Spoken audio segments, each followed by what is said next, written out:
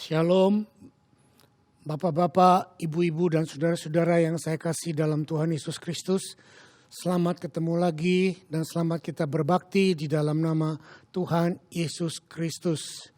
Saudara, gak kerasa dari minggu ke minggu kita sudah lampaui dan oleh anugerah Tuhan kita sudah mengalami kemenangan demi kemenangan. Dan sekarang pemerintah Australia juga sudah mulai membebaskan kita untuk 2 orang berkunjung boleh. Dan saya percaya 1 tahap lagi kita juga akan maju kepada kemenangan yang berikutnya. Nah, ini kita lihat keadaan sekarang, tandanya bahwa Tuhan memimpin kita. Tuhan mengasihi kita, Tuhan peduli kepada kita. Dalam rangka keadaan-keadaan yang seperti ini, keadaan yang uncertainty, masalah, problem yang Tuhan izinkan terjadi. Saudara, saya mau menghimbau kita semuanya, bukan atau jangan pernah berpikir bahwa Tuhan tidak peduli. Kalau ada banyak orang-orang skeptikal yang berkata, kalau Tuhan peduli, kalau Tuhan sayang sama kita, mana buktinya kok kita diizinkan mengalami penderitaan seperti ini? Saudara, Tuhan tidak pernah berjanji bahwa dalam hidup anak-anaknya tidak akan melampaui atau melewati atau mengalami masalah. Bahkan yang Tuhan janjikan adalah bahwa dalam keadaan apapun, meskipun saudara dan saya melakukan firman Tuhan dan saudara dan saya berjalan dalam kebenaran dan kekudusan, persoalan besar, kecil, penyakit, masalah, silih berganti datang, dan itu diizinkan Tuhan untuk membuktikan Dia peduli dan Dia datang menolong dan Dia membuktikan bahwa kasih-Nya dan kepeduliannya tidak pernah dibatasi oleh keadaan apapun. Nah, untuk itu saya ingin membahas dan ingin menyampaikan sebuah tema kepada kita bahwa Tuhan Yesus sangat peduli. Bukti kepedulian Tuhan tidak ditandai dengan situasi atau keadaan yang menyenangkan yang selalu terjadi dalam diri kita. Tetapi sebaliknya, bukti kepedulian Tuhan adalah sometimes suddenly datang tanpa kita duga atau di luar schedule waktu yang kita butuhkan. Nah, untuk itu mari kita lihat di dalam firman Tuhan tentang Tuhan Yesus sangat peduli kepada kita semuanya. Saya ambil dalam kitab Markus pasal keempat ayat 35 sampai ke 41. Saya ulang, mari kita buka kitab kita Markus pasal 4 ayat 35 sampai 41. Dan mari kita baca, saya akan bacakan buat saudara. Markus pasal 4 ayat 35 berbunyi demikian. Pada hari itu, waktu hari sudah petang, Yesus berkata kepada mereka, marilah kita bertolak ke seberang.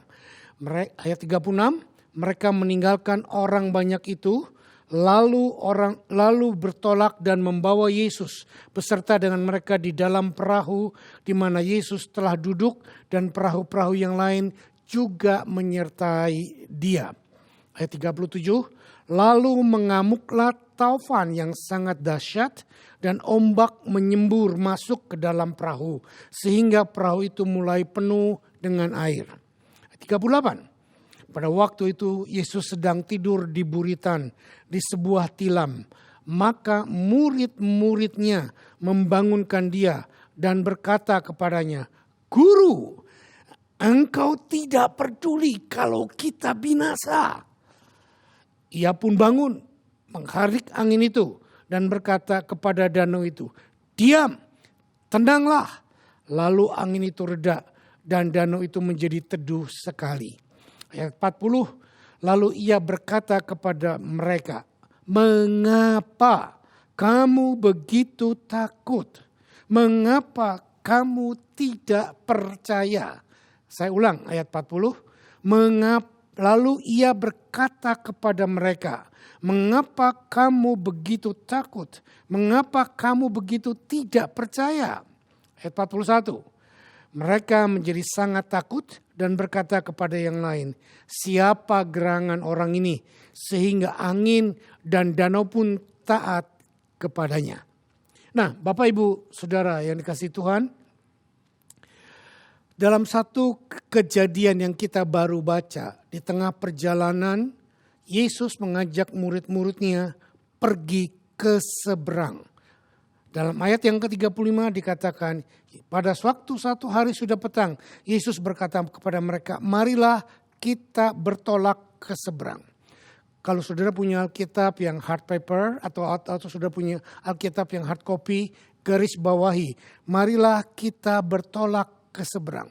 Dalam perjalanan hidup kita sebagai anak-anak Tuhan yang mengiring Tuhan, yang mau melakukan kehendak Tuhan, yang mau berjalan dalam pimpinan Tuhan, saudara perhatikan, there will always go to another side.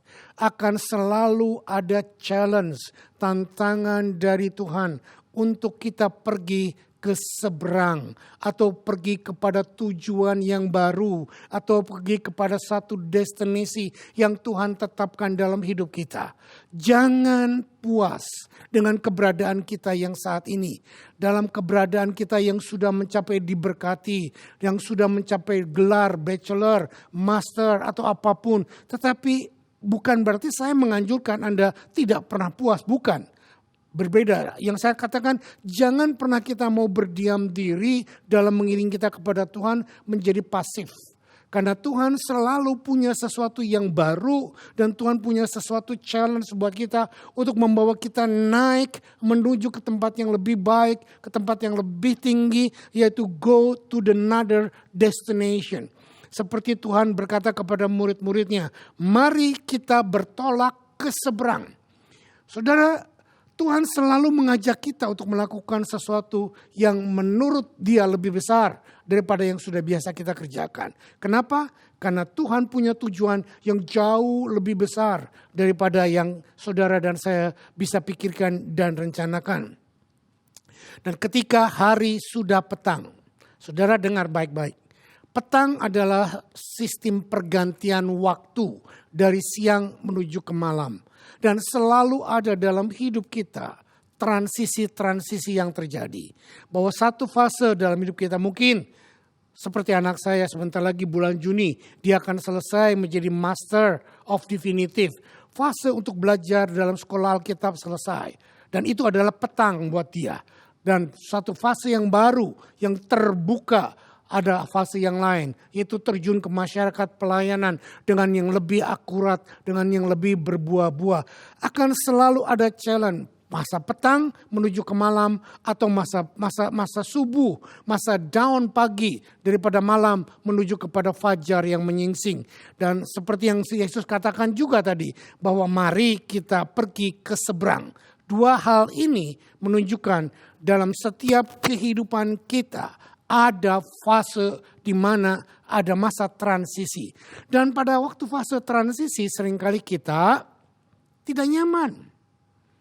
Kayak waktu antara perpindahan matahari dari dari terang kepada gelap. Akan terjadi tidak nyaman, tidak enak, remang-remang. Dan banyak orang tidak suka dengan suasana perubahan yang kadang-kadang tidak menentu, terang tidak, gelap tidak di antara itu. Tetapi mari kita lihat, ada satu sisi yang bagaimana pada waktu kita mengalami masa transisi menuju kepada perjalanan ke seberang yang lain, masa transisi ini juga kita bisa nikmati, kita bisa enjoy. Dan kita mengenal dalam bahasa Inggris namanya masa transisi, yaitu dari terang kepada gelap adalah twilight. Twilight artinya masa matahari menuju ke keperaduannya tidur. Dan kita mengenal kalau di pantai namanya sunset. Dan itu beautiful saudara. Beautiful sekali sunset, twilight. Dan dalam keadaan remang-remang seperti itu, nyala lampu mulai nyala. Dan mari kita enjoy, mari kita nikmati. Suasana itu bukan dengan bersungut-sungut, bukan dengan meratap, bukan dengan merasa ngomel, tidak nyaman. Tetapi mari kita nikmati. Yang berikut juga suasana perubahan atau transisi dari gelap menuju terang. Yaitu pada waktu malam sudah hampir berakhir dan kita fajar mulai menyingsing. Itu namanya apa? Sunrise. Dan kalau ada di pantai sebelah timur, tempat matahari terbit, Anda akan menikmati sunrise. Dan marilah kita nikmati betapa indahnya matahari yang tadinya tertidur terus muncul ke permukaan, terangnya begitu merah, keindahan dan berkilau-kilauan, begitu indah, jingga, merah dan akhirnya menjadi terang benderang. Saudara, mari kita nikmati setiap fase kehidupan kita. Dalam masa apapun, seperti sekarang masa COVID dan masa transisi, sekarang pemerintah sudah membuka 2 orang boleh berkunjung. Sebentar lagi saya percaya 10 orang, sebentar lagi 50 orang. Dan saya percaya masa-masa transisi seperti ini, mari kita nikmati. Mari kita nikmati, karena ada arahan dari Tuhan Yesus juga berkata bahwa mari kita ke seberang. Sama seperti ini, saya mengajak jemaat kami Rock Sydney dan saudara yang mendengar dari Indonesia kah, dari Amerika kah, dari Eropa kah, atau dari mana-mana, dari Singapura. Mari kita lihat, izinkan Tuhan mengubah hidup kita, memulai fase satu transisi ke transisi yang lain dan punya tujuan yang jelas menuju ke seberang. Oke, itu yang kita lihat. Ayat yang ke-36 sekarang. Mereka meninggalkan orang banyak, lalu bertolak membawa Yesus beserta dengan mereka dalam perahu di mana Yesus telah duduk dan perahu-perahu yang lain menyertai dia. Saudara, pada waktu kita mau mengiring Yesus masuk kepada satu transisi, kepada suatu transisi yang lain, dan kita bersama dengan Yesus menuju ke seberang. Saudara, Alkitab berkata kita wajib, kudu, harus, meninggalkan orang banyak. Dan meninggalkan orang banyak artinya pada waktu kita sungguh-sungguh mau melakukan apa yang Yesus perintahkan. Seringkali, mungkin tidak 100%, tapi seringkali Tuhan tidak berkata secara literally menyuruh kita mengasingkan diri, tetapi seringkali pada waktu kita memilih untuk melakukan kehendak Tuhan, maka ada satu konsekuensi yang lain, maka kita harus meninggalkan kerumunan orang banyak, atau dengan kata lain kita harus meninggalkan kesukaan disukai oleh orang banyak, karena untuk menyukakan Yesus ada sebuah konsekuensi. Kita harus menyalibkan diri kita. Kita harus menyalibkan keinginan kita. Dan inilah yang jarang kita mau bayar harganya. Pada waktu kita mau melakukan kehendak Tuhan, lewat satu transisi kepada transisi yang lain, lalu menuju ke seberang, kita wajib, kudu, rela meninggalkan apa yang menjadi keinginan kita. Apa yang menjadi keinginan orang banyak di sekitar kita. Apa yang menjadi kerinduan circumstance kita. Mungkin pertemanan kita yang tidak berkenan. Mungkin hobi-hobi kita yang bertentangan dengan Tuhan. Mungkin itu masih yang negatif. Tetapi seringkali juga yang positif. Antara memilih keinginan hati kita yang positif, yaitu hobi, olahraga, bulu tangkis dan lain sebagainya, dengan mengiring Tuhan. Salah satu contoh yang saya berikan, kembali kepada ilustrasi anak saya. Waktu dia masih remaja, dia punya cita-cita mau jadi seorang footballer profesional atau soccer professional player. Tetapi latihannya selalu hari Sabtu dan hari Minggu. Nah, itu tabrakan dengan jam-jam ibadah yang saya sebagai gembala mewajibkan jemaat untuk hadir. Dan saya sering berkata kepada dia, daripada menjadi soccer player internasional, mari kita korbankan waktumu untuk menjadi hamba Tuhan. Saudara, perhatikan di sini. Soccer player bukan sesuatu yang buruk. Apalagi menjadi seorang profesional soccer player. It's great. Tetapi saya sepertinya memaksakan Yosi untuk hadir di dalam setiap ibadah hari Minggu, bahkan hari Sabtu kita ada 2 puasa, 2 pekerja, dan membuat dia menjadi sepertinya tidak punya waktu untuk melakukan keinginan hatinya. Nah, inilah yang saya katakan, seringkali pada waktu kita melakukan perintah Tuhan untuk menuju ke seberang, kita harus sacrifice keinginan kita untuk bersama dengan orang banyak. Apa salahnya sih nonton film? Apa salahnya sih bergaul? Tidak ada salahnya. Tetapi mari kita lihat, Kalau hal-hal itu menghalangi pertumbuhan kita atau menghalangi perjalanan kita menuju ke seberang bersama dengan Tuhan, the choice is yours. Tapi saya bangga. Anak saya walaupun dia harus menangis, meninggalkan semua cita-citanya untuk menuju professional soccer. Sekarang dia menjadi hamba Tuhan yang diurapi, yang pelayanannya akan jauh lebih baik daripada saya. Karena dalam proses menuju ke seberang, mari kita lihat bahwa ada harga yang harus kita bayar. Bukan cuma meninggalkan dosa, tapi meninggalkan kesukaan kita. Oke, yang berikutnya dikatakan, masih dalam ayat 36. Mereka meninggalkan orang banyak itu lalu bertolak dan membawa Yesus berserta dengan mereka dalam perahu di mana Yesus telah duduk dan perahu-perahu yang lain juga menyertai dia. Perhatikan di sini, yang harus Anda garis bawahi, tekankan bahwa apa yang Anda lakukan berjalan menuju ke seberang, make sure bahwa jangan tinggalkan Yesus.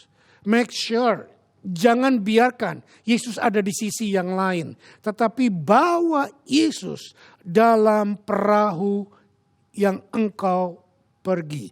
Atau bawa Yesus dalam setiap aspek kehidupanmu. Apa yang kau rencanakan, sekolahmu, pergaulanmu, rumah tanggamu, kehidupanmu, cita-citamu, bisnismu. Bawa Yesus serta bahkan masalahnya bukan cuma bawa. Tetapi Yesus berkata pergi ke seberang. Sebetulnya firman Tuhan yang menjadi acuan kita. Dan kita pergi menuju dan harus bersama dengan Yesus. Yang saya perhatikan seringkali terjadi. Kita terima visi, kita terima perintah Tuhan, kita punya purpose, destiny. Dan kita lakukan. Tetapi kita lupa membawa Yesus di dalam kita. Seringkali kita terfokus kepada tujuan, terfokus kepada visi, terfokus kepada rencana. Tetapi kita tidak pernah membawa Yesus. Yesus kita tinggalkan. Karena dengan kata lain bahwa aku kan sudah melakukan kehendak Tuhan. Aku kan sedang melakukan kehendak Tuhan. Tidak dengan para murid. Mereka melakukan perintah Tuhan. Mereka menuju ke seberang. Tetapi mereka juga tidak lupa membawa Yesus. Nah, saudara perhatikan. Sekarang kita masuk ke ayat 37. Ayat 37 berkata demikian. Lalu mengamuklah tofan yang sangat dahsyat dan ombak menyebur masuk ke dalam perahu. Sehingga perahu itu mulai penuh dengan air. Saudara, di mana Yesus berada? Dalam perahu. Apa yang murid-murid sedang kerjakan? Mengerjakan perintah Tuhan. Kemana mereka pergi? Menuju ke seberang sesuai dengan perintah Tuhan. Perhatikan. Sedang melakukan perintah Tuhan menuju ke seberang. Dengan konsentrasi penuh melakukan kehendak Tuhan. Dan Yesus ada di sana. Perhatikan. Lalu mengamuklah tofan yang sangat dahsyat. Ini akan banyak bertentangan dengan apa yang diajarkan oleh banyak orang. Yang sering berkata, kalau engkau melakukan kehendak Tuhan, kalau Yesus ada bersamamu, maka engkau tidak akan kena masalah. Ayat ini membuktikan kepada kita, para murid sedang melakukan kehendak Tuhan, menuju ke seberang, dan rela berpisah dengan yang lain, dan masuk satu era transisi kepada transisi yang lain. Dan Yesus ada di dalam perahu bersama dengan mereka. Lalu kenapa angin tofan yang dahsyat mengamuk dan perahu diombang-ambingkan sehingga perahu itu mulai penuh dengan air? Saudara, mari renungkan sejenak. Dalam perjalanan hidupmu menuju destiny yang Tuhan tempatkan bersama dengan Tuhan, mengayuh perjalanan, fokus, jaga kekudusan, hidup dalam kebenaran, baca Alkitab, bayar perpuluhan, dan rela berkorban, puasa. Tidak jaminan masalah kehidupan tidak menyerang Anda. Tidak jaminan COVID tidak nempel atau tidak attack saudara. Tidak jaminan masalah ekonomi, finansial tidak menyerang Anda. Tidak jaminan masalah rumah tangga menyerang Anda. Tidak jaminan masalah pendidikan anak menyerang Anda. Tidak jaminan masalah bisnis, pekerjaan, sekolah menyerang Anda. Saudara dengar baik-baik. Ayat ini berkata kepada kita dengan jelas, mengamuklah tofan dengan dahsyat. Ada Yesus. Murid-murid tidak berbuat dosa. Murid-murid tidak sedang seenaknya. Tapi murid-murid sedang melakukan kehendak Tuhan. Wow. Saya membuat satu statement. Justru pada waktu kita sedang melakukan kehendak Tuhan. Kita hidup dalam kekudusan. Kita hidup dalam kebenaran. Maka next step, langkah berikutnya. Expect problem. Expect masalah. Masalah apapun bisa Tuhan izinkan terjadi. Bukan karena kita sedang berdosa. Yes, pada waktu kita berdosa pasti kita kena masalah. Tetapi pada waktu kita melakukan kebenaran pun dalam perjalanan hidup kita tidak imun dengan masalah. Adalah bohong kalau kita hidup dalam kebenaran Tuhan. Maka jalan kita seperti jalan tol, lenggang-lenggang kangkung. Dan kita hidup semuanya seperti di dalam semua dunia yang penuh dengan kesukaan. Tidak, saudara. Problem is come. Problem is come. Expect bahwa kejadian-kejadian itu Tuhan izinkan terjadi. Bukan karena kita berdosa saja.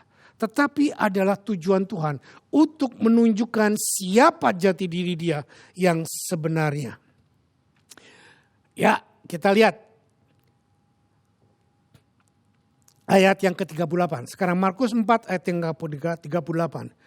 Pada waktu itu Yesus sedang tidur di burutan di sebuah tilam.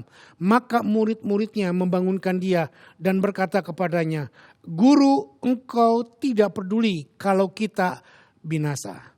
Saudara, saya teringat dulu waktu saya masih remaja, ada banyak hamba-hamba Tuhan berkata tentang ayat ini. Mereka berkata begini, kenapa murid-murid itu walaupun ada Tuhan Yesus dalam perahu, tetapi mereka kena angin badai yang sangat kuat, kena angin badai yang sangat dahsyat sehingga hampir menenggelamkan perahu mereka. Dan banyak hamba-hamba Tuhan berkata, itu karena mereka membiarkan Yesus tidur di belakang dan tertidur. Mereka tidak membuat Yesus ada di depan dan memimpin mereka. Dan mereka membiarkan Yesus tidur karena mereka asik mereka dengan dirinya sendiri dan membiarkan Yesus. Saudara, dulu saya bisa terima ini. Tetapi sekarang saya agak susah menerima ini. Kenapa? Karena Yesus mau duduk di depan, di tengah, di belakang. Yesus mau makan, minum atau tidur. Tidak ada hubungannya dengan angin topan datang atau tidak. Kalau menurut saya, dengan adanya Yesus ada di dalam perahu, that's enough penyertaan Tuhan buat hidup kita. Dan kalau kita lihat di sini bahwa Yesus sedang tertidur di buritan, karena kita melihat bahwa kita waktu ini ditulis adalah karena Yesus sedang dalam keadaan jati diri manusia. Dan dia manusia seutuhnya, tetapi dia juga manusia roh, oknum roh seutuhnya. Yang kita lihat di sini adalah fakta kemanusiaannya. Bahwa dia lelah setelah pelayanan, dia capek dan dia sedang berjalan bersama dengan muridnya. Muridnya yang mendayung perahu dan dia menikmati masa-masa rest. Saudara dengar baik-baik. Yesus tertidur bukan karena lalai. Yesus tertidur karena rest. Dia menikmati rest bersama dengan Tuhan. Bersama dengan Bapaknya. Ya itu. Yesus ada sedang tidur dan pulas. Tetapi murid-muridnya berkata begitu kena angin badai, kena angin topan. Dan mereka berusaha sekuat tenaga mereka. Mereka berusaha untuk supaya bisa survive. Dan mereka takut tenggelam karena air masuk. Dan akhirnya karena ketakutan mereka, kepanikan mereka, mereka ingat bahwa ada Yesus. Lalu mereka membangunkan Yesus. Guru, engkau tidak peduli kalau kita binasa. Nah, saudara perhatikan. Di sini saya akan menjelaskan lebih sedikit panjang. Waktu keadaan badai mengamuk, angin tofan begitu keras, ombak begitu tinggi, dan air masuk ke dalam perahu mereka. Pertanyaan saya, ada Yesus di situ kan? Ada. Pertanyaan yang kedua, Yesus tahu enggak keadaan itu? Secara manusia mungkin dia tidak tahu, karena dia manusia. Tetapi seperti saya katakan tadi, bahwa dia pun bukan manusia saja. Dia pun Allah. Dan dia Tuhan yang berkuasa.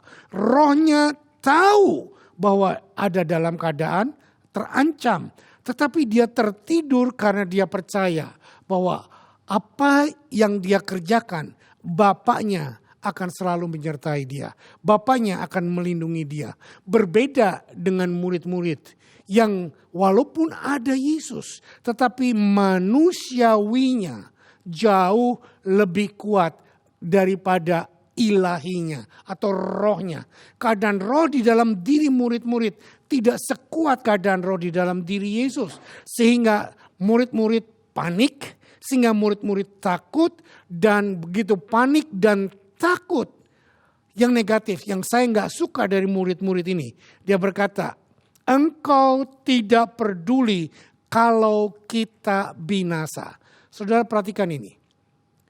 Tertidurnya Yesus, pulasnya Yesus, nyenyaknya Yesus, resnya Yesus di dalam perahu, tidak berarti dia tidak peduli dengan keadaan murid-muridnya. Dan saya sudah berkata bahwa, saya katakan tadi bahwa manusianya dia res. Tetapi rohnya dia enggak res. Rohnya dia karena dia sebagai Allah yang punya roh yang berkuasa. Rohnya terus akan berhubungan dengan Bapa di sorga. Dan dia tahu persis keadaan itu seperti apa. Nah, Alkitab jelas berkata dengan jujur. Murid-murid karena panik, karena takut binasa, maka menuduh Yesus tidak peduli. Dan banyak kali hal ini terjadi dalam diri kita, saudara. Kita sering kali percaya penyertaan Yesus. Doa Tuhan, aku percaya engkau menyertai aku. Tetapi begitu kita ketemu masalah yang besar, masalah yang kita tidak bisa pecahkan, maka kita sering berkata, Tuhan engkau tidak peduli, di mana engkau, tolong aku. Saudara perhatikan, gambaran murid-murid dalam kisah ini tidak beda dengan hidup kita. Seringkali kita menjadi panik, seringkali kita menjadi takut, seringkali kita menjadi menuduh Tuhan. Tidak ada, bahkan tidak menjawab doa kita. Tidak peduli. Karena apa? Satu, perhatikan. Kenapa murid-murid seperti itu? Takut. Takut adalah counterfeit daripada iman. Counter daripada iman. Kalau saudara punya iman, bukan cuma punya iman, percaya kepada Tuhan, imanmu ada, engkau tidak mungkin takut. Tetapi pada waktu engkau terfokus kepada masalah, engkau melihat problem, engkau melihat angin badai, engkau melihat COVID, engkau melihat orang mati, engkau melihat kebangkrutan, engkau melihat hancur bisnismu, restoranmu, travelmu, airlinemu, dan yang sebagainya. Sementara mengalami masalah yang begitu besar, maka engkau begitu panik, aku enggak tahu apa yang harus aku kerjakan. Dan panik dan takut akan masa depan. Saya mau berkata, jangan izinkan itu terjadi. Ada Yesus. Bangunkan Yesus. Tapi jangan tuduh Yesus tidak peduli. Bangunkan Yesus. Izinkan Yesus menunjukkan jati dirinya. Dalam kehidupanmu, dalam bisnismu, dalam rumah tanggamu, dalam sekolahmu, dalam setiap aspek kehidupanmu. Izinkan Yesus bangkit. Dan pada waktu Yesus bangkit, imanmu yang membuat Yesus bangkit. Imanmu yang membuat Yesus bekerja. Imanmu yang membuat kuasa Roh Kudus di dalam dirimu akan bangkit dan berkata bahwa aku memang menunggu saat-saat seperti ini. Untuk aku tunjukkan bukan cuma manusiawiku kata Tuhan. Tapi adalah ilahiku, kuasaku. Nah, untuk itu saudara, Saya mau membawa kepada kita semuanya satu cerita yang lain di dalam Matius 7 ayat 24 sampai 27. Matius 7 ayat 24 27 tentang bangunan yang kokoh dan bangunan yang rapuh. Matius 7 ayat 24 berkata demikian. Setiap orang yang mendengar perkataanku ini dan melakukannya, ia sama dengan orang yang bijaksana yang mendirikan rumahnya di atas batu. Kemudian turunlah hujan dan datanglah banjir. Lalu angin melanda rumah itu, tetapi rumah itu tidak roboh sebab didirikan di atas batu. Ayat 26, tetapi setiap orang yang mendengar perkataanku ini dan tidak melakukannya, ia sama dengan orang yang bodoh yang mendirikan rumahnya di atas pasir. Kemudian turunlah hujan dan datanglah banjir. Angin melanda rumah itu sehingga rubuhlah rumah itu dan hebatlah kerusakannya. Saudara perhatikan, dua orang sama-sama beriman. Tetapi yang satu bukan dua orang, dua kelompok. Dua kelompok punya iman. Tetapi yang sekelompok bukan cuman punya iman, tapi dia melakukan perintah Tuhan. Seperti murid-murid yang sedang melakukan perintah Tuhan. Tapi sekelompok lagi cuman percaya Tuhan. Dan saudara perhatikan, orang yang punya Tuhan dan percaya Tuhan dan melakukan kehendak Tuhan juga menerima angin, badai, topan yang sama dengan orang yang tidak benar-benar, tidak sungguh-sungguh melakukan firman Tuhan. Saudara-saudara yang saya kasihi, dua kelompok yang melakukan firman Tuhan dan yang tidak sungguh-sungguh melakukan firman Tuhan, dua-dua kena masalah. Orang yang pesimis berkata, kalau gitu apa gunanya aku melakukan firman Tuhan? Toh sama saja kena masalah. Itu yang pesimis. Tetapi saya akan anjurkan dari sini. Yang melakukan firman dan yang tidak melakukan dengan benar, dua-dua kena masalah. Tetapi apa yang membedakan? Hasilnya. Yang kena masalah dua-duanya, tetapi yang tidak melakukan dengan benar, hancur. Tetapi yang melakukan dengan benar, tidak hancur. Jadi dengan kata lain, saya mau anjurkan, daripada melakukan firman Tuhan setengah-setengah, daripada mencintai atau mengasihi Tuhan sebagian-sebagian, nanti ujung-ujungnya hancur. Kita nggak beda dengan orang yang tidak kenal Tuhan. Buat apa? Lebih baik kita all out seperti perumpamaan orang yang bijaksana ini, yang melakukan semuanya di atas batu karang. Dan pada waktu badai turun, tidak ada satupun yang bisa merobohkan. Mereka tergoncang, tetapi tidak roboh. Oke, itu satu contoh yang kita lihat. Hujan dan banjir melanda semua bangunan, tetapi hasilnya berbeda. Nah, kembali ke Markus pasal 4. Sekarang kita masuk ke ayat yang ke-39. Markus pasal 4 ayat yang ke-39. And he walked and rebuked the wind and said to the sea, "Peace, be still." And the wind ceased and there was a great calm. Saya sengaja mengutip pakai bahasa Inggris. Dalam bahasa Indonesianya dikatakan ayat yang ke-39. Ia pun bangun menghardik angin itu dan berkata kepada danau itu, "Diam, tenanglah." Lalu angin itu reda dan danau itu menjadi teduh. Nah, saya sengaja pakai bahasa Inggris supaya saya bisa melihat kamus apa beberapa kata yang menurut saya penting untuk kita dalami dan mengerti. Yesus bangun. Alkitab menulis karena dibangunkan oleh murid. Tetapi saya percaya, ini kesimpulan saya. Walaupun tidak dibangunkan oleh murid, kalau pada waktu yang tepat, Yesus pasti bangun. Enggak mungkin enggak bangun. Karena dia tahu bahwa perahunya sedang diserang ombak. Dan dia pasti akan meredakan ombak itu. Itu kesimpulan saya. Tapi mari kita kembali kepada Alkitab. Bahwa Yesus bangun karena dibangunkan oleh muridnya. Dan pengertian ini bisa berarti bahwa waktu Anda digoncang-ganjingan dengan persoalan, bangunkan Yesus dengan apa? Dengan doa dan iman. Dengan doa dan iman. Dengan doa dan iman. Dan Yesus bangun. Dan ayat 39 berkata, and he awoke and rebuked the wind and said to the sea, "Peace, be still." Saudara perhatikan. Kata-kata Yesus rebuke the wind adalah satu power dan authority to control the force of nature in order to obey him. Atau dikatakan bahwa Yesus punya otoritas, punya kuasa untuk mengontrol seluruh nature.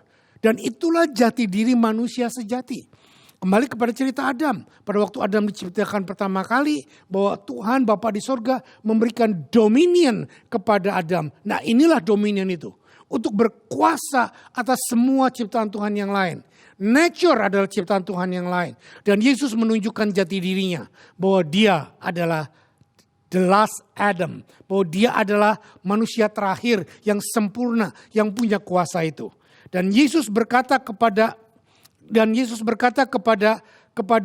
angin tofan itu, kepada angin ribut itu. Dan ini menunjukkan bahwa dia awoke and rebuke. Kata rebuke itu artinya menghardik, berkata dengan otoritas dan keras. Bukan cuman, hei angin diamlah, enggak. Tetapi dia berkata, be still, be peace. Peace, be still. Bukan berarti kalau dia ngomong pelan, enggak. Tetapi biasanya kita kalau lagi dalam keadaan menegur anak, kalau dalam keadaan mendidik anak yang rada bandel, kita juga menaikkan suara tinggi dan kita menjadikan nada suara kita lebih penuh dengan otoritas. Dan saya percaya inilah yang Yesus katakan. Bahwa peace, be still, diam dan teduhlah. Nah saudara, saya lihat di dalam kamus, peace dalam bahasa Greek artinya xiaopao. Xiaopao itu artinya dalam bahasa Greek bukan bakpao, tapi xiaopao. Xiaopao artinya shh, dengan menutup mulut, shh, hush, silent, diam. Dan menurut properly-nya membuat menjadi muteness. Atau dalam bahasa lain penjemasannya adalah involuntary stillness. Jadi waktu Yesus berkata peace, dia sedang mengerjakan kuasanya dan memaksa angin ribut dan angin tofan menjadi involuntary stillness. Jadi bukan karena angin itu mau reda, bukan. Tetapi dipaksa menjadi reda. Saudara ngerti maksud saya? Dipaksa untuk menjadi reda. Ada satu tenaga lain, ada satu kuasa lain yang memaksa angin tofan dan ombak menjadi reda. Secara figuratively dikatakan di dalam kamus, to be calm as a quiet water. Menjadi tenang, menjadi teduh, menjadi air yang enak bergeriak, cuman bergeriak kecil. Itu kata peace. Sedangkan kata still dalam bahasa Yunani dikatakan phimo, phimo, phimo, artinya to muzzle, to put silent, hold one peace, be speechless. Jadi dengan kata lain, peace, be still. Kamu harus tenang, diam, dan jangan banyak omong, jangan melakukan apapun, tenang. Nah, itu yang Yesus katakan. Jadi pada waktu Yesus berkata be still, to close the mouth with muzzle, itu artinya to stop the mouth, make speechless, reduce to silent, to become speechless. Saudara, Yesus punya kuasa untuk meredakan semua keadaan. Next, sekarang kita lihat. Setelah merendahkan angin tofan yang sangat dahsyat, Yesus berkata kepada murid-muridnya dalam ayat yang ke-40. Markus 4 ayat 40 dikatakan demikian. Lalu ia berkata kepada mereka, mengapa kamu begitu takut? Mengapa kamu tidak percaya? Seperti saya katakan tadi, bahwa takut identik dengan tidak percaya. Atau ketidakadaan iman. Ketidakadaan pengharapan. Dan itu membuat muncul ketakutan. Saudara, COVID banyak membuat orang ketakutan. Bahkan sebagian menjadi paranoid. Dan itu tandanya bahwa keadaan seperti murid-murid dikuasai oleh keadaan. Takut karena mereka lupa ada Yesus di dalam. Dan banyak kita juga mengalami keadaan-keadaan. Dampak dari COVID bukan cuma kesehatan. Tapi yang lebih parah adalah dampak ekonomi. Dampak keuangan. Dampak kehidupan masa depan. Tetapi saya mau berkata di sini. Be still, Jangan takut, karena Tuhan punya otoritas untuk memulihkannya. Ayat 40 Tuhan menegur murid-muridnya. Lalu ia berkata kepada mereka, mengapa kamu begitu takut? Kamu tidak percaya. Kalau kamu percaya kepadaku, kamu tidak akan takut. Mungkin kamu tergoncang. Mungkin kamu bingung. Mungkin kamu bisa sedikit gimana. Tetapi tidak perlu ketakutan sampai menegur Yesus. Engkau tidak peduli kamu mau mati. Dan sampai seperti banyak orang yang berkata, aduh kenapa Tuhan izinkan begini. Aduh kenapa Tuhan izinkan begitu. Aduh aku takut. Ya, saudara, itu tandanya engkau sedang diombang-ambingkan oleh keadaan. Sebaliknya, kalau murid-murid percaya kepada kuasa dan kasih Tuhan yang ada di dalam diri mereka, maka mereka pasti tidak takut. Karena Tuhan Yesus bersama dengan mereka. Hal yang sama dalam hidup kita. Saudara, Tuhan Yesus sudah berkata, waktu engkau bertobat, mengaku Yesus Tuhan sebagai Tuhan dan Juru Selamatmu secara pribadi, dia berjanji dan berkata bahwa aku akan menyertai sampai kesudahan alam. Dia tidak pernah berjanji bahwa dia akan menyertai kita pada waktu baik. Tidak, dia akan menyertai kita dalam keadaan apapun. Dan peganglah itu. Maka bukan cuma badai COVID, badai apapun yang akan datang segera. Bahkan saya sangat-sangat sedih. Banyak dari antara kita mengkait-kaitkan COVID dengan kedatangan antikris, kiamat dan lain sebagainya. Saudara, nggak usah lihat fokus kiamat, antikris, 666 dengan apalagi pakai chip dan lain sebagainya. Saudara, mari kita lihat. Persiapkan imanmu, persiapkan dirimu, persiapkan hatimu, pikiranmu, baca Alkitab, bawa Yesus, make yourself ready. 666 pasti datang, chip pasti datang, antikris pasti datang, masalah pasti datang, semua pasti datang. But jangan takut, jangan panik. Tuhan menyertai kita. Nah, Bapa sangat peduli kepada kita. Dia berjanji menyertai kita. Dan beberapa bukti saya tunjukkan kepada saudara secara cepat. Karena waktu tidak mengizinkan, saya cuma punya waktu tinggal 18 menit lagi. Yang pertama, Bapa atau Tuhan sangat peduli kepada Sang Putra. Matius 3 ayat 16-17 berkata demikian, saya bacakan. Matius 3 ayat 16 sampai 17. Sesudah dibaptis, Yesus segera keluar dari air. Dan pada waktu itu juga langit terbuka. Dan ia melihat Roh Allah seperti burung merpati turun ke atasnya. Ayat 17. Lalu terdengarlah suara dari surga yang mengatakan, inilah anakku yang kukasihi. Kepadanya aku berkenan. Saudara perhatikan. Bapa di sorga mengutus anaknya ke bumi dan berjanji menyertai. Dan dia berkata dengan deklarasi, suara nyaring pada waktu Yesus dibaptis, kepadanya aku berkenan. Inilah perkenanan penyertaan Bapa di sorga kepada Sang Putra. Dan Bapa sangat peduli dengan keadaan Sang Putra. Itu yang pertama. Yang kedua, Yesus dimuliakan di atas gunung. Kita baca Matius 17. Ayat 1 sampai dengan ayat yang ke-6. Matius 17 ayat 1 sampai dengan ayat yang ke-6. Berkata demikian. 6 hari kemudian Yesus membawa Petrus, Yakobus dan Yohanes saudaranya. Dan bersama-sama dengan mereka naik ke atas sebuah gunung yang tinggi. Di situ mereka sendiri saja. Ayat 2. Lalu berubah rupa di depan mata mereka. Lalu Yesus berubah rupa di depan mata mereka. Wajahnya bercahaya seperti matahari. Dan pakaian menjadi putih bersinar seperti terang. Sampai sini dulu saya jelaskan. Saudara perhatikan. Waktu Yesus naik ke atas bukit. Dan bersama dengan 3 Yohanes, Petrus dan Yakobus. Saudara tiba-tiba murid-murid melihat wajah Yesus bercahaya. Nah saudara perhatikan. Perubahan wajah Yesus dari yang normal menjadi yang sangat penuh dengan kemuliaan Allah.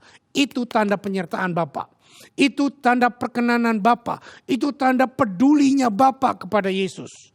Saudara, hal yang sama Bapa di surga akan bersama dengan kita. Pada waktu kita dipermuliakan. Dan mungkin saudara tidak melihat kemuliaan wajahmu berubah. Tetapi akan banyak terjadian bahwa orang akan melihat engkau berubah. kemuliaanmu ada bersama dengan Bapa. Ayat 3 dikatakan begini, maka nampak kepada mereka Musa dan Elia sedang berbicara dengan dia. Bapa di surga menurunkan Musa dan Elia dan di tengahnya adalah Yesus. Ayat 4, lalu Petrus berkata kepada Yesus, Tuhan, betapa bahagianya kami berada di tempat ini. Jika engkau mau, biarlah kudirikan di sini 3 kemah, satu untuk engkau dan satu untuk Musa dan satu untuk Elia. Ayat 5, perhatikan. Yuk kita baca sama-sama. Ayat 5, 2, 3. Dan tiba-tiba sedang ia berkata-kata, turunlah awan yang terang menaungi mereka. Dan dari dalam awan itu terdengar suara yang berkata, inilah anakku yang kukasihi, kepadanya aku berkenan, dengarkanlah akan dia. Saudara, lihat gak? Lihat gak? Bapa sangat berkenan kepada anak. Pada waktu baptisan, inilah anakku yang kukasihi, kepadanya aku berkenan. Tapi di atas gunung dipermuliakan, kemuliaan Tuhan turun dalam rupa awan. Dan suara dari awan itu menggelegar. Dan dia berkata, inilah anak yang kukasihi, kepadanya lah aku berkenan. Ada satu tambahan, dengarkanlah dia. Pada waktu baptisan tidak ada kata dengarkanlah dia. Tapi pada waktu dipermuliakan, dengarkanlah dia. Saudara melihat itu, para murid tersungkur dan mereka sangat ketakutan. Bapa peduli dengan anaknya. Yesus peduli dengan kita, ntar kita lihat. Sekarang cepat kita lihat yang ketiga. Bapa peduli kepada anaknya tadi dengan baptisan, kedua dengan permuliaan di atas gunung. Sekarang yang ketiga, Bapa peduli dengan menjawab dan mendengar seruan Yesus di Taman Getsemani. Lukas 22 ayat 40 sampai 44. Lukas 22 ayat 40 sampai 44 berkata demikian. Setelah tiba di tempat itu, ia berkata kepada mereka, berdoalah supaya kamu jangan jatuh ke dalam pencobaan. Kemudian ia menjauhkan diri dari mereka kira-kira sepelempar batu jaraknya. Lalu ia berlutut dan berdoa katanya. Ayat yang ke-42. Yuk kita baca sama-sama. Ayat 42, 2, 3. Ya Bapakku, jikalau engkau mau, ambillah cawan ini daripadaku. Tetapi bukanlah kehendakku, melainkan kehendakmulah yang terjadi. Ayat 43. Maka seorang malaikat dari langit menampakkan diri kepadanya untuk memberi kekuatan kepadanya. Saudara perhatikan. Yesus di Taman Getsemani. Dia tahu dia akan disalibkan. Waktu membayangkan kejadian disalib. Bukan cuma fisiknya yang sakit. Bukan cuma darahnya yang tercurah. Bukan cuma badannya hancur. Tetapi lebih menyakitkan adalah dia akan mengalami perpisahan dengan bapaknya. Dan inilah yang membuat dia tidak kuat. Dan pada waktu dia mengalami tidak kuat. Dia berseru kepada Bapa. Ya Bapa, ambillah cawan ini daripadaku. Jikalau engkau mau, ambillah cawan ini daripadaku. Tetapi bukanlah kehendakku, melainkan kehendakmulah yang terjadi. Saudara, Bapa mendengar, Bapa peduli akan penderitaan dan seruan anaknya. Sehingga dia bukan cuman, aku tahu anakku, tidak. Tetapi dia kirimkan seorang malaikat. Dan seorang malaikat menampakkan diri kepada Yesus. Dan malaikat itu memberikan kekuatan dari sorga kepada Yesus. Sehingga Yesus bisa sanggup bukan cuma melewati Taman Getsemani. Tapi naik ke atas Golgota dan mati di kayu salib. Dan mencurahkan darahnya. Dan semuanya terjadi karena dia tahu Bapaknya peduli kepada dia. Bapaknya sangat menyertai dia. Seperti sang Bapa peduli kepada sang putra. Atau Bapa di sorga peduli kepada Tuhan Yesus. Maka Tuhan Yesus pun peduli kepada saudara dan saya. Satu bukti bahwa Yesus peduli. Yesus sangat peduli kepada Lazarus. Yesus sangat peduli kepada Maria. Yuk kita baca ayatnya. Kita lihat Yohanes 11 ayat yang ke-32 sampai 38. Yohanes 11 ayat 32-38 berbunyi demikian. Setibanya Maria di tempat Yesus berada dan melihat dia, tersungkurlah ia di depan kakinya dan berkata kepadanya, Tuhan, sekiranya engkau ada di sini, saudaraku pasti tidak mati. 33. ketika Yesus melihat Maria menangis dan orang-orang Yahudi yang datang bersama-sama dia, maka masgullah hatinya, ia sangat terharu dan berkata, "Di manakah dia kamu baringkan?" Jawab mereka, "Tuhan, marilah dan lihatlah." Ayat 35, maka menangislah Yesus. Saya ulang, maka menangislah Yesus. 36, kata orang-orang Yahudi, "Lihatlah betapa kasihnya kepadanya." Tetapi beberapa orang di antara mereka berkata, "Ia yang memelekkan mata orang buta. Ia yang memelekkan mata orang buta. Tidak sanggupkah ia bertindak sehingga orang ini tidak mati?" Maka masgullah pula hati Yesus. Lalu ia pergi ke kubur itu. Kubur itu adalah sebuah gua yang ditutup dengan batu. Saudara perhatikan, karena waktu saya cepat saja, sebenarnya banyak pelajaran yang bisa diambil dari sini. Tapi saya akan mengambil satu. Maka masgullah hati Yesus dan maka menangislah Yesus. Saudara perhatikan, Yesus tahu Lazarus mati. Waktu Marta datang, dia bilang, "Akulah kebangkitan dan hidup. Dan barang siapa yang percaya padaku akan bangkit." Yesus tidak nangis dengan tangisan Marta. Tetapi pada waktu Maria datang, Yesus berkata, perkataan Maria dan perkataan Marta sama. "Yesus, kalau engkau ada di sini, Lazarus saudaraku tidak akan mati." Saudara, kenapa Yesus harus masgul? Kenapa Yesus harus menangis? Bukan karena ikut-ikutan melihat Maria menangis, dia langsung nangis. Oh, bukan. Dia adalah Tuhan. Ingat, tetapi dia juga adalah manusia. Dan dia sudah bicara kepada murid-muridnya bahwa Lazarus tidak mati, cuma tidur. Dalam ketuhanannya, dalam keilahiannya, dia berkata bahwa nggak perlu berduka, bahwa Lazarus tidak mati. Aku akan membangkitkannya, aku akan menghidupkannya. Kenapa harus Yesus ikut menangis? Saudara, di sini ada sesuatu yang kurang kita bisa mengerti. Kalau saya jadi Yesus, saya akan berkata kepada Maria, "Maria, sudahlah, tenanglah. Aku akan bangkitkan. Kenapa kamu mesti nangis seperti ini? Kamu kan tahu aku punya kuasa untuk membangkitkan." Tetapi tidak dengan Yesus. Yesus, maka menangislah Yesus. Saudara, saya percaya Yesus menangis bukan karena orang yang sangat mudah terbawa dengan perasaan, larut dengan situasi, ikut orang menangis, ikut menangis. Tidak, saudara. Tetapi Yesus menangis menunjukkan dia manusia. Dan dia juga Tuhan yang punya keadaan yang bisa disentuh oleh kemanusiaan. Dan dia mudah digugah oleh keadaan manusiawi kita. Karena dia pun merasakan penderitaan Maria. Bahwa Maria ditinggalkan oleh adiknya Lazarus. Yesus sangat peduli kepada keadaan Maria. Kenapa? Karena Maria sangat mengasihi Yesus. Saudara perhatikan bahwa orang-orang di sekitarnya pun berkata bahwa lihatlah betapa dia mengasihi. Ya, benar. Dan saya percaya Yesus tidak mengasihi Lazarus lebih daripada Yesus mengasihi Samuel Yusuf. Yesus tidak lebih mengasihi Lazarus lebih daripada mengasihi Timotius. Atau lebih daripada mengasihi Yani, mengasihi Ani, mengasihi Budi, mengasihi siapapun. Kasih Yesus kepada Lazarus sama dengan kasih Yesus kepada kita. Sehingga dia pun bisa menangis melihat engkau menangis. Kasih Yesus kepada Maria, dia bisa menangis dengan tangisan Maria. Yesus di sini peduli kepada tangisan Maria. Saudara, garis bawahi, Yesus bisa disentuh dengan tangisan kita. Sebagai Tuhan yang sangat berkuasa, Yesus seharusnya tidak menangis. Dan saya percaya, bahkan Alkitab pun menulis, di surga tidak ada air mata. Tetapi karena Yesus sebagai manusia dan juga manusia yang utuh, sebagai imam besar kita, manusia yang bisa merasakan penderitaan kita, Yesus peduli. Saudara yang takut dengan COVID, saudara yang menangis dengan masa depan, saudara yang menangis dengan penyakit kanker, saudara yang menangis dengan saudaramu yang kena COVID, Tuhan peduli kepada saudara. Tuhan peduli kepada saudara. Tuhan Yesus sangat peduli kepadamu. Dan bukti bahwa Tuhan Yesus peduli, ini ayatnya. Matius 11 ayat 28 sampai 30.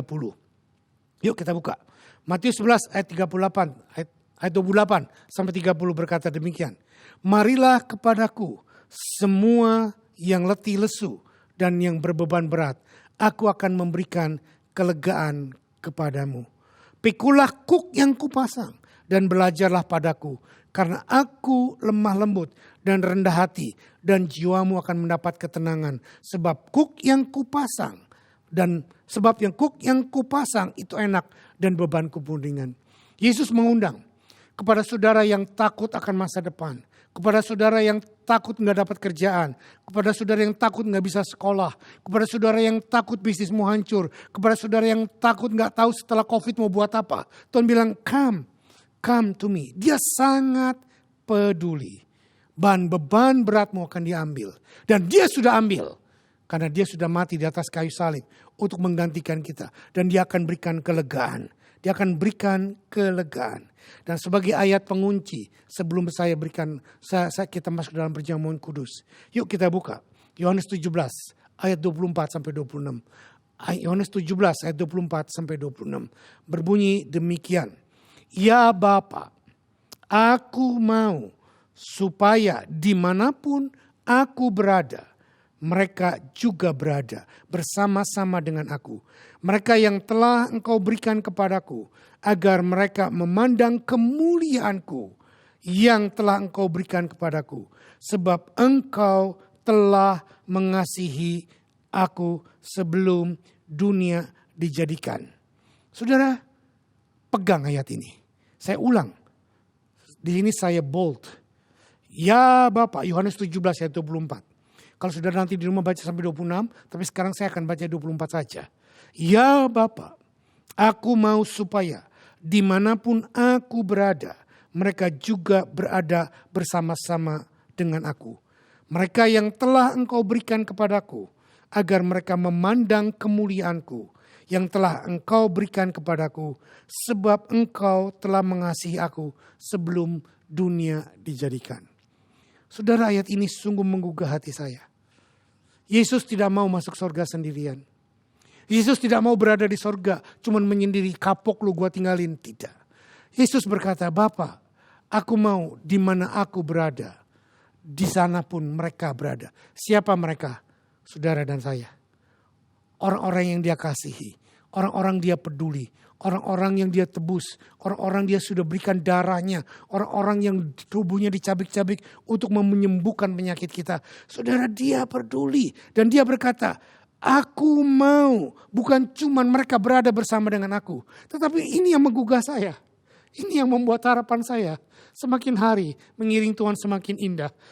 Ayat ini berkata, agar mereka memandang kemuliaanku yang telah engkau berikan kepadaku. Saudara, ada satu pengharapan besar. Waktu kita bersama dengan Yesus, ada di dalam sebuah perahu. Walaupun sedang ada angin tofan, ada COVID, ada badai, ada persoalan, ada penyakit, ada gangguan, ada sesuatu yang kita tidak mengerti. Tetapi Tuhan mau berkata, aku mau agar mereka memandang kemuliaanku Tuhan. Saudara, kita tidak perlu cari kemuliaan. Saudara, kita tidak perlu menikmati kemuliaan kita. Buang semuanya. Tetapi kemuliaan Tuhan yang sempurna. Itu yang dia berkata, aku mau memberikan kemuliaanku kepada mereka yang aku kasihi juga. Sebab engkau telah mengasihi aku sebelum dunia dijadikan. Saudara, Tuhan sangat peduli. Dan Tuhan sangat mau kita bersama dengan dia dalam kemuliaannya. Amin. Yuk kita tutup mata dan kita tundukkan kepala dan berdoa. Tuhan, hamba sudah berhenti berkata. Tidak ada kata-kata yang lebih yang bisa meyakini mereka. Kecuali engkau Roh Kudus. Yakinkan kepada mereka bahwa kami engkau peduli. Kami engkau jagai. Kami engkau buat, kau pelihara, engkau naungi. Dan engkau sudah mati untuk itu. Sehingga kami tidak perlu takut akan dampak COVID. Kami tidak perlu takut akan keadaan masa depan. Kami tidak perlu takut dengan keadaan kesulitan. Tetapi kami tahu kemuliaan-Mu. Kau nyatakan kepada kami. Karena di mana engkau berada, di situ kami berada. Terima kasih Tuhan. Terima kasih Bapa. Kau berkati juga sebentar kalau kami memberikan persembahan. Kau berkati kalau kami bayar perpuluhan. Kau berkati kalau kami berdoa, kami puasa. Kau berkati pada waktu kami bisnis, kerja, sekolah. Kau berkati. Biarlah kemuliaan-Mu menyertai kami. Dan kemuliaan-Mu kami nikmati. Dalam nama Yesus.